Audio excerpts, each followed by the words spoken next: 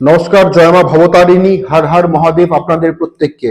আমরা আলোচনা করব 8 থেকে নিয়ে 14 তারিখের মানে মার্চ মাসের সাপ্তাহিক ওভারঅল আলোচনা।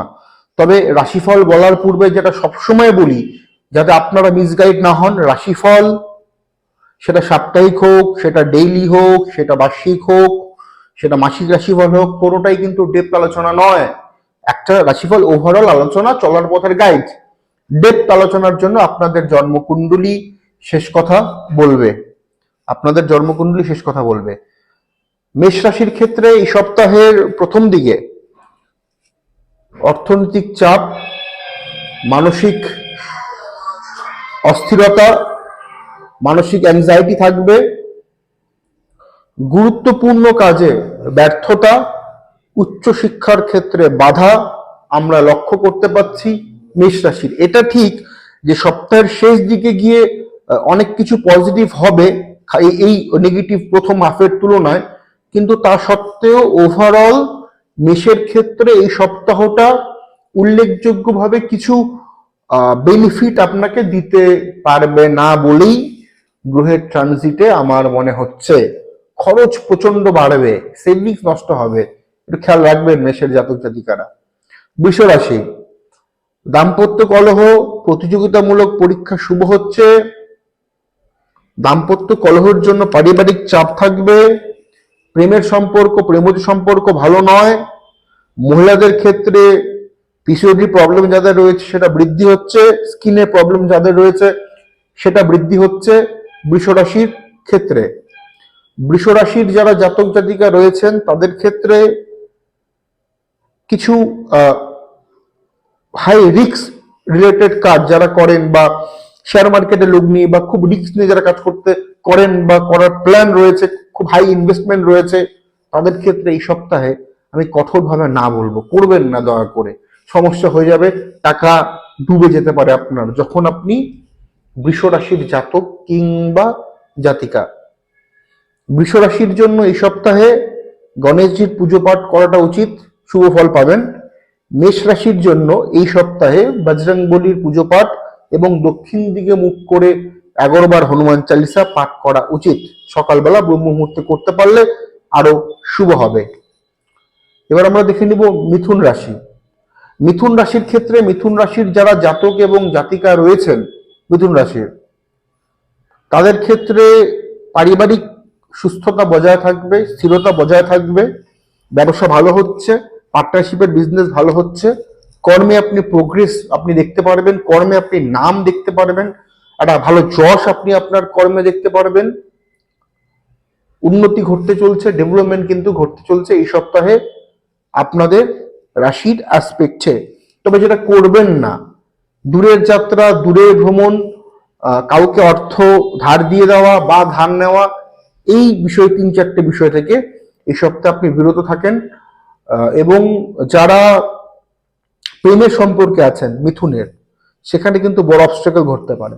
সাবধানতা অবলম্বন করে চলুন, নিজের উপরে স্থিরতা রাখুন। মিথুন রাশির ছেলেমেয়েরা এই সপ্তাহে গণেশজি এবং মহাদেবের পুজো পাঠ করুন, অনেকটা সুফল আপনি ভোগ করতে পারবেন। এবার দেখব কর্কট রাশি। কর্কট রাশির এই সপ্তাহে অর্থনৈতিক জায়গাটা ভালো হচ্ছে, প্রোগ্রেস থাকবে কাজের ক্ষেত্রে, আপনি চাপ মুক্ত হয়ে অনেক ডিসিশন নিতে পারবেন। কর্কট রাশির ছেলেমেয়েরা অফিসে কলিগদের সাথে, বসের সাথে, আপনার উপরের যারা রয়েছেন তাদের সাথে ভালো সম্পর্ক থাকবে বজায়। বাড়িতে কিছুটা কলহ ঘটতে পারে সপ্তাহের শেষ ভাগে, বিতর্কে যাবেন না, বিবাদে জড়াবেন না কর্কট রাশির জাতক এবং জাতিকারা। এই সপ্তাহে আপনাদের জন্য কিন্তু অবশ্যই হবে বগলামুখী স্তোত্রম পাঠ বা বগলামুখী মায়ের পুজো পাঠ করাটা উচিত হবে কর্কটের ক্ষেত্রে। এবার আমরা দেখে নেব সিংহ রাশি।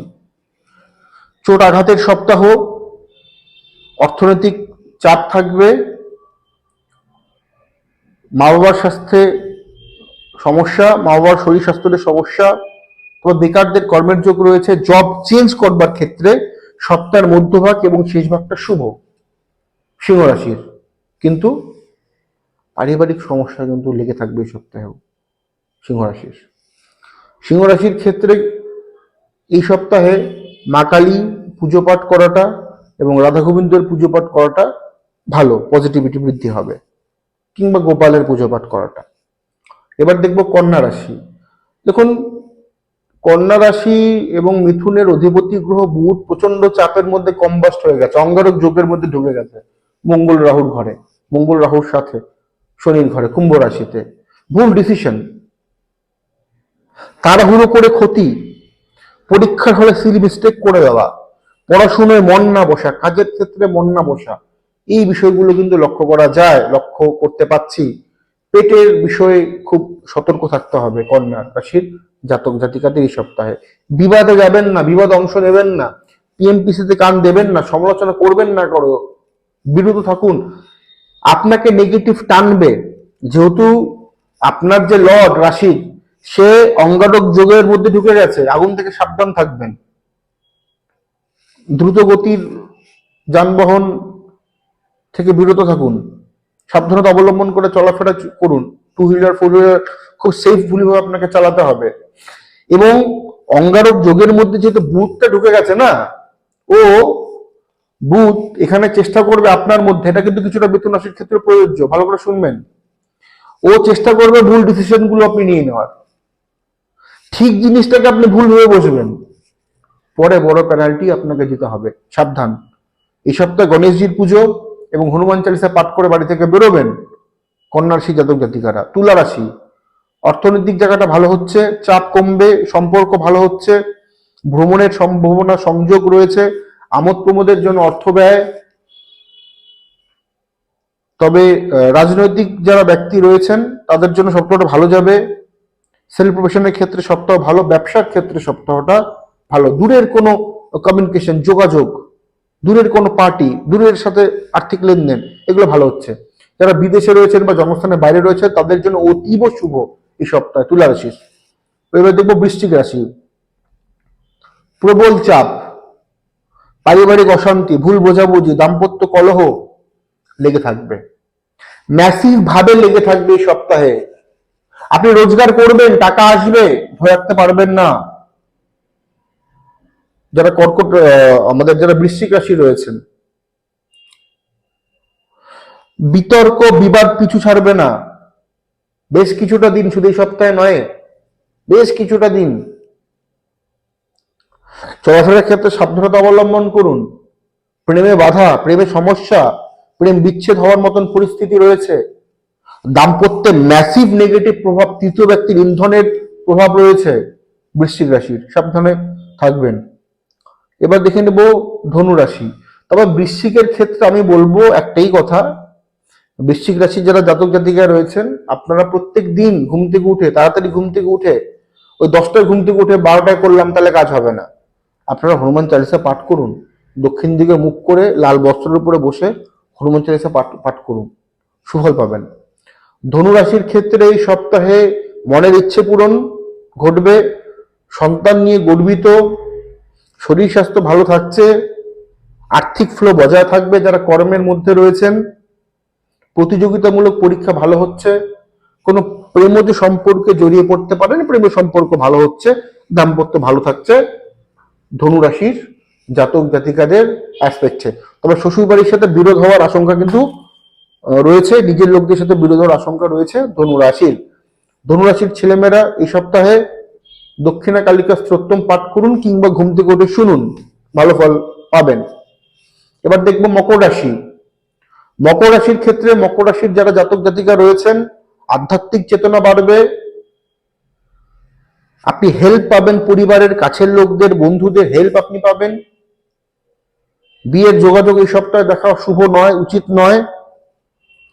যারা ঋণের মধ্যে রয়েছেন, সেই ঋণ মেটানোর পথ আপনি এই সপ্তাহে আপনি পাবেন, বা এই সপ্তাহ থেকে খুলতে পারে, এটা ভালো সাইন। এডুকেশন ভালো হচ্ছে আমাদের মকর রাশির শনিদেবের পুজো পাঠ করুন প্রত্যেক দিন, এবং স্পেশালি সোমবার, মঙ্গলবার এবং শনিবার শনিদেবের মন্দিরে গিয়ে তিল তেল অর্পণ করুন, প্রদীপ দেখান। এবার আমরা দেখে নিব কুম্ভ রাশি। চাপে রয়েছেন, শরীর স্বাস্থ্য আগের তুলনায় কিছুটা বেটার, সম্পর্ক কিছুটা বেটার হবে, এডুকেশন বেটার হচ্ছে না, অর্থনৈতিক চাপ থাকবে, কাজের ক্ষেত্রে ফ্লো ভালো হচ্ছে না এই সপ্তাহে কুম্ভ রাশি। কুম্ভ রাশির কিন্তু কোনো লগ্নি বা কোনো ইনভেস্টমেন্ট না করলে এই সপ্তাহে ভালো, যদি করতে হয় অভিজ্ঞ কারো পরামর্শ নিয়েই করবেন। এই সপ্তাহে আপনাদের জন্য দক্ষিণাকালী স্তোত্রম পাঠ এবং মা কালী যে কোনো রূপের পুজো পাঠ করাটা উচিত হবে। পজিটিভিটি অনেকটা পাবেন আপনি সেক্ষেত্রে। এবার দেখব আমাদের রাশিচক্রের শেষ তথা কালপুরুষের দ্বাদশ তথা বৃহস্পতির দ্বিতীয় রাশি মীন রাশি। লেজে গোবর অবস্থা মীন রাশির এই সপ্তাহে, লেজে গোবর অবস্থা। শনি রাশিতে শুক্রকে নিয়ে এই সপ্তাহে আপনি যদি 10 লাখ টাকাও রোজগার করেন না, প্রফিট করেন না, 11 লাখ টাকা খরচা হয়ে যাবে। তার মানে আপনি ঋণে জড়িয়ে পড়তে পারেন, প্রবল চান্স রয়েছে। শরীর ভালো দেবে না, পাউসের শরীর ভালো থাকবে না, মেডিকেল একটা এক্সপেন্স এর মধ্য দিয়ে আপনি চলবেন এই সপ্তাহে। বাড়িতে বিবাদ, বিশেষ করে মায়ের সাথে, মাসিদের সাথে, দিদিদের সাথে, বোনেদের সাথে, স্ত্রীর সাথে, মেয়ের সাথে, মহিলাদের সাথে বিবাদ বাড়িতে। কোনো পুরনো সমস্যা ফিরে আসতে পারে মীন রাশির, সাবধানতা অবলম্বন করে চলবেন। এডুকেশন ভালো নয়, তবে প্রতিযোগিতামূলক পরীক্ষা থেকে থাকলে ভালো হচ্ছে, এটা প্লাস পয়েন্ট। আর একটা প্লাস পয়েন্ট রয়েছে, সেটা বেকারদের কর্মের যোগ ভালো, বেকারদের কর্মের জন্য আদর্শ। গৃহ নির্মাণ, গৃহ প্ল্যান করবেন না, দামি কিছু ইনভেস্টমেন্ট করবেন না, তাহলে সেটা 10 লাখ 11 লাখ টাকা মাইনাসের জায়গায় 15 লাখ টাকা মাইনাস হতে পারে, যদি আপনি এই মাসে বা এই সপ্তাহে 10 লাখ টাকা রোজগার করুন না কেন। সাবধানতা অবলম্বন করে চলবেন এই ক্ষেত্রে। মীন রাশির জাতক জাতিকারা ব্রহ্ম মুহূর্তে ঘুম থেকে উঠুন, বাড়ি থেকে বের হওয়ার আগে আপনারা ভগবান শ্রীকৃষ্ণের নাম স্মরণ করে বেরোন, কৃষ্ণের নাম স্মরণ করে বেরোন, অনেকটা পজিটিভ রেজাল্টস আপনি পেতে পারেন। এই ছিল আমাদের ওভারঅল আলোচনা। ভালো লাগলে লাইক, শেয়ার এবং কমেন্ট করতে ভুলবেন না। এবং এখন অব্দি আমি অনেকে দেখি কি ভিডিও কি এমনি দেখে, চ্যানেলকে সাবস্ক্রাইব